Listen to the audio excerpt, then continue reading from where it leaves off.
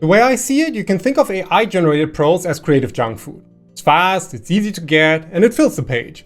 But without human guidance, it's all empty calories. It simply lacks the essential nutrients that make a story feel satisfying and resonant. You see, a story raised purely on a diet of AI will end up weak, anemic, and unable to stand on its own. So this video is your guide to storytelling nutrition. I'll show you what makes up a healthy story, why AI can't provide those nutrients, and how to give your story the balanced diet it needs to be strong and compelling. And to start, we need to look at the most vital nutrient that AI is missing: a writer's authentic voice. Your writer's voice is your creative fingerprint. It's completely unique to you. It's not just what you say, but how you say it. The rhythm of your sentences, the specific words you lean on, and the way you frame a description. It's the reason you can read one paragraph of a Neil Gaiman story and just know it's him, or how Terry Pratchett can make you laugh with a footnote. It's the sum of your personality, your experiences, and your passions, all baked into the prose. It's the most valuable thing you have as a writer. And it's the first thing AI is threatening to erase. This, to me, is where the real danger of AI comes in. When you ask it for help, whether it's to rewrite a clunky sentence or to flesh out a paragraph, it doesn't know your voice. It cannot. It only knows the statistical average of the millions of voices it was trained on. So it will take your unique, quirky, and personal sentence and fix it by making it more generic. For example, you might write something with a distinct voice like "The king's ambition was a hungry ghost haunting the corners of every map in his study." A little weird and a little poetic. An AI trying to clean that up might change it to "The king was very ambitious and spent a lot of time planning his conquests in his study." See? It's grammatically perfect, clear, and utterly dead. The AI has sanded down your interesting edges and pushed you toward the most common, soulless version of the idea. It doesn't do this because it's malicious. It does it because that's its core function. And if you rely on it too much, you are, without even realizing it, training yourself to write more like an average and less like yourself. So how do you protect your voice? Well, the first step is to actually understand what your voice is made of. I want you to try something after this video. Open up a piece of your own writing that you're proud of. Now grab 3 different colored highlighters. With the first color, highlight any words or phrases that feel uniquely you. Maybe it's a weird metaphor, a favorite adjective, or a bit of dialogue that sounds exactly like something you'd say. With the second color, highlight the rhythm of your sentences. Mark the short, punchy ones and the long, flowing ones. See if you can spot a pattern, a cadence that you naturally fall into. And with the third color, highlight the perspective. How do you describe things? Are you cynical, hopeful? Do you focus on small details or the big picture? Doing this gives you a tangible map of your own creative fingerprint. Not just some vague mystical concept, it's a collection of real repeatable choices you make on the page. This map will become your shield. When you know what makes your voice yours, you can take suggestions from an AI, but become the architect. You can decide what fits and what feels like an invasion. You can protect the core of your style while using the tool for what it's good for: grunt work. But even if you build a fortress around your voice, there's a bigger, more subtle problem. AI doesn't just unintentionally attack how you write, it attacks what you write by feeding you a constant diet of the most predictable ideas. To understand this problem, you have to get what AI actually is. Forget all the hype about artificial intelligence. At its core, a large language model, which is what we currently still have, is a probability machine. Basically a super advanced version of the autocomplete on your phone. When you type "I'm going to the," your phone suggests store or gym, because those are the most statistically likely words to come next based on everything it's learned. The AI does the exact same thing, just on a massive scale. When you give it a prompt, it isn't thinking or creating. It is calculating the most probable, most statistically average sequence of words to follow. It's a machine built to find the most well-trodden path. And what do we call the most well-trodden path in storytelling? A cliché. This is why AI is a cliché engine. Not a bug, it's the entire point of the technology. You ask it for a fantasy hero without adding your human touch to the prompt, one of the first things it's likely to give you is a reluctant farm boy with a hidden destiny. You ask it for a dwarf, you probably get some version of a gruff axe-wielding warrior who loves ale and secretly has a heart of gold. Why? Because that is the most statistically common, most predictable version of those ideas in the data it was trained on. It will never give you the strange, specific, and contradictory details that make a character feel real. Unless you're already guided with your human creativity, it's unlikely to ever invent a dwarf who's a pacifist botanist and terrified of caves, because that idea is a statistical outlier. The key distinction every writer needs to understand is the difference between a trope and a cliché. A trope is just a recurring storytelling tool or convention. like a magic sword or a wise old mentor. These are not inherently bad, they are part of the language of the fantasy genre. A cliché, on the other hand, is a trope that has been used so often and so lazily that it has lost all its power. The AI doesn't know the difference here. It just sees the trope as a high probability pattern and serves it up to you again and again. So relying on it for core ideas is like asking a GPS to take you on an adventure. It will efficiently guide you down the busiest highways to the most popular landmarks, but it will never lead you down the strange little side street where you might discover something truly new. So what stole Lauren here isn't found in a writing exercise, it's a shift in mindset. It's about changing how you view your partnership with AI. Don't treat it like a senior creative who will hand you the perfect idea. Instead, think of it as a junior partner, a brainstorming intern, that gives you options, not answers. Don't ask it, what should happen next in my story? That is an invitation for a cliché. Instead, give a command like, give me 20 unconventional motives for a fantasy villain. Several of them will probably be garbage, rehashes of things you've seen before. But one of them might have a strange little spark, a weird detail that you, the human writer, can grab onto and build into something truly unique. You are the filter. You are the one who spots the improbable gem in a mountain of predictable rocks. But to do that effectively, you need to know what you're actually looking for. It's not just about avoiding cliches, it's about building your story on a foundation that AI can't even comprehend.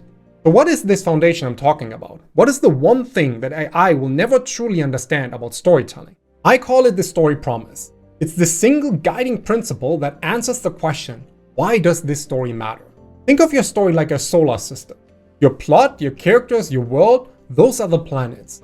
They are big and important, and they are what everyone usually sees first. But the story promise is the sun's gravity at the center, the invisible force that holds everything together in a meaningful orbit, giving light and purpose to the entire system.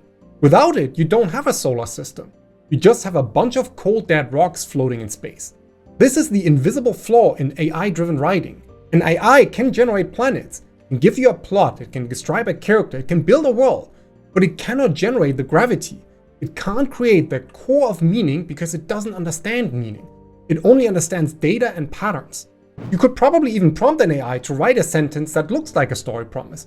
For example, something like, this is a story about discovering that true strength isn't about the power you can wield, but about the courage to face the wounds you've been hiding.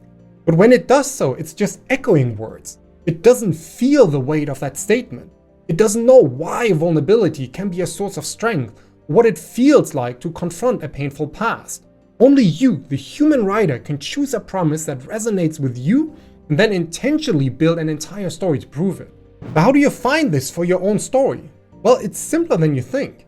You don't need a complex formula, you just need to answer two questions. First, what is the fundamental emotional transformation your main character goes through from the beginning of the story to the end? Not what they do, but who they become. And second, what deeper truth about life or human nature does that transformation reveal? When you combine those two answers, you get your promise. For example, the one we just mentioned is great for a character-driven story, but a promise can also be world-driven. Imagine a story about a city powered by a dying god. The transformation isn't about one person, but about the entire society having to change. The truth it reveals might be that true progress requires letting go of the past, no matter how sacred. So your story promise could be, this is a story about learning that the traditions that once gave strength are now the chains holding you back. This one sentence becomes your compass. Every plot point, every character choice, every piece of dialogue you write should in some way serve to explore or prove that promise. It's the one tool you use to filter every idea, including the one an AI gives you. It's how you ensure that your story has a soul. And of course, all this sounds great in theory, but what does it actually look like when we apply it to a real scene? How does having a story promise really elevate a generic AI draft into something powerful? Well, let me put it to the test. I gave an AI a prompt for a complex emotional climax. The prompt was, write the climax where a dying queen passes her power to a estranged daughter who she blames for the kingdom's ruin. Now the AI actually gave me several paragraphs of pretty purple prose, but to save us some time, I've boiled it down to its functional core. This is basically what it gave me. The queen, her breath ragged, reached out a trembling hand. Take it, she rasped, her eyes finding her daughter's. The kingdom is yours now. A final tear traced a path down her withered cheek as the light faded from her eyes. So what do we have here? Well, I would say we have a skeleton at best. It describes the action, it checks all the boxes from the prompt. But it is completely hollow. There is no story here. There is no lifetime of resentment, of fractured love, of blame. Just a description of a death. This is where the writer, the human architect, needs to take over. The AI draft is just a block of marble. The human job is to find the statue inside. We start with that first line, the queen reached out a trembling hand. But a human writer, guided by the story's emotional history, adds subtext here. The hand doesn't just tremble from weakness anymore, it trembles with conflict. We might write that the hand hesitates, that it almost pulls back before pushing forward. Suddenly that one action tells a story of the queen's eternal war, even on her deathbed. Next we could look at the dialogue. Take it, the kingdom is yours. Well, that's nothing but generic, it carries no history. The human writer, still in control of the story, thinks about what this specific queen, who has blamed her daughter for everything, would really say in her last moments. It wouldn't be a simple transfer of property. It would be a final, desperate, and maybe even tragic piece of advice. Something like, don't let it break you, like it broke me. This one line changes everything. It's no longer just about passing on a crown, it's a warning, a curse, and a desperate plea all at once. It reframes the queen's entire life of bitterness as a tragedy of her own making. Most importantly though, the AI completely ignores the other person in the room, the daughter. The scene just ends with the queen dying. The story is about action and reaction though. The human writer knows the most important part of this moment isn't the queen's death, but the daughter's reaction to it. We need to see the shock on her face, we need to feel the bitterness of receiving this final, terrible burden from the person who caused her so much pain. We need to understand that this crown isn't a gift, the weight of a lifetime of tragedy being placed on her shoulders. The AI gave us a death scene. The human writer takes that skeleton and transforms it into a moment of devastating, complex, and tragic truth. Now, this process of fixing a soulless draft is powerful, but it is also inefficient. A much better way is to use the tool correctly from the very beginning, by understanding your role and the role of the AI. Now, how do you use this tool without letting it ruin your work? Well, it's simple. You have to change the way you think about your relationship with it. You are the architect. The AI is just an intern. This is the mind shift needed if you want to use such tools. The architect is the visionary. The architect designs the emotional blueprint for the entire project. They decide on the story promise. They map out the character arcs. They define the crucial choices that give the story meaning. The architect is in charge of the why.